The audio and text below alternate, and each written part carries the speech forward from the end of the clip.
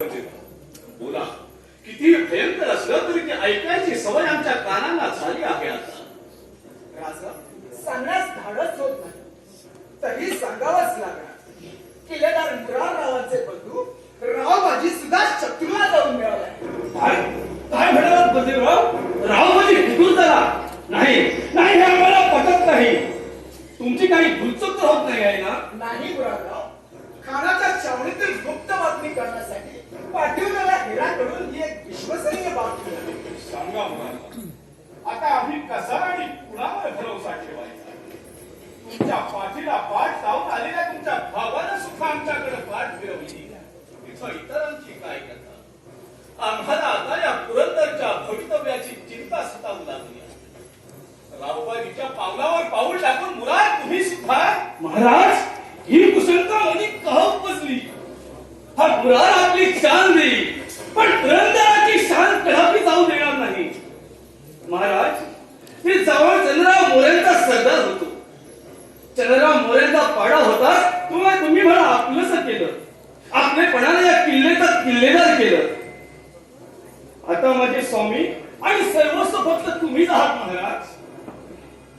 आणि या उपरी तुम्हाला माझ्या नेकीची शंका येत असेल तरी पहा, मी माझी गर्दन तुमच्या चरणी उतरवून माझ्या नेकीची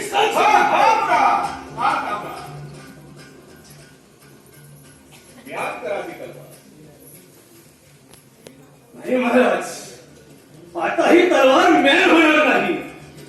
बेईमान, दगाबाज, त्या देशद्रोही रावबाईचं मस्तक ज्यापर्यंत खडा वेगळा करत नाही तोपर्यंत ही तलवार मॅनात जाणार नाही. ठीक आहे, जशी आई भवानीची इच्छा.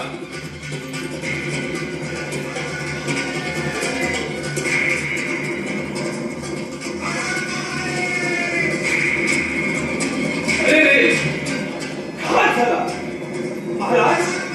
आपण गळावर आल्याची बातमी कुठेतरी खानाला दिली वाटतं. शत्रूची धडक आली.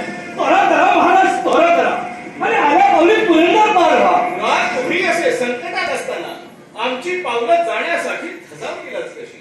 आता आम्ही सुद्धा एक पाणी केला आहे. शत्रूच्या खांद्यावर तुम्हाला तर आम्ही पुरंदरावर सोडून देणार नाही. नका महाराज, आमच्यासारख्या सामान्य सरदारासाठी आपण आपल्या जीवाची बाजी लावू नका. आमच्यासारखे लाख मेले तरी चालतील, पण आमच्या पाठी आमच्याकडे कृपादृष्टीनं पाहणारी या महाराष्ट्र देशाची माय माऊली आमच्या पाठी आपल्या रूपाने राहिलीच पाहिजे.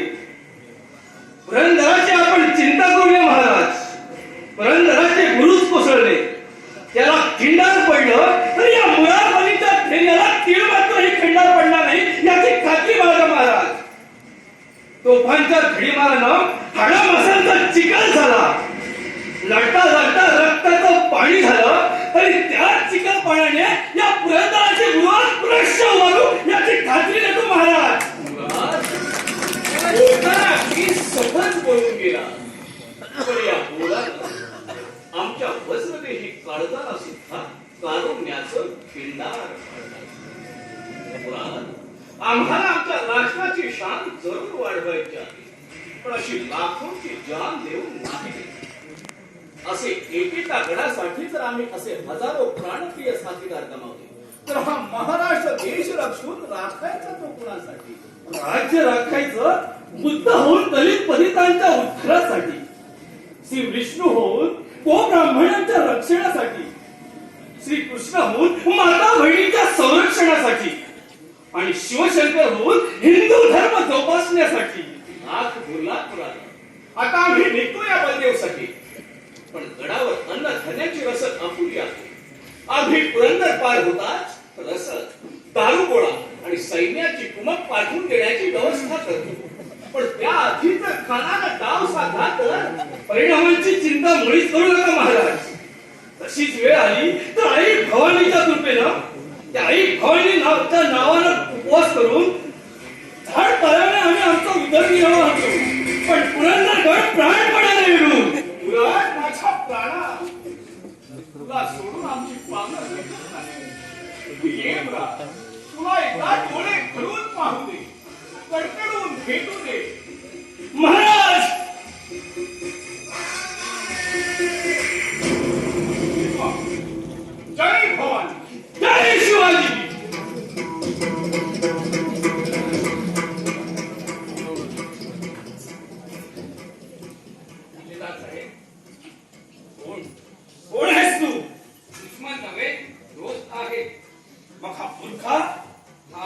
माझं रहस्य पण ते रहस्य उघड करण्याची ही वेळ दुश्मनाचा तुफानी हल्ला झालाय खरा हल्ल्याचा प्रतिकार म्हणून हल्ला करवा चला तोरा करा बोला